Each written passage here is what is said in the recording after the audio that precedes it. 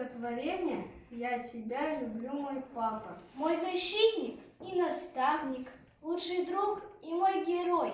Это все, конечно, папа. Отмечаем праздник твой. В этот день скажу спасибо за поддержку, образец мужества, любви и силы. Я люблю тебя, отец.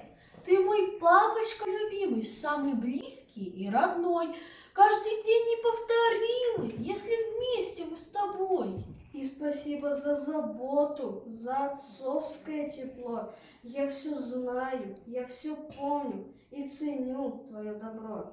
Ты прости меня за шалость, за ошибки ты прости. Мне, наверное, показалось, что блестят глаза твои. Это счастье от признаний, все мужчинам по плечу. Только важно, чтоб сказали: Папа, я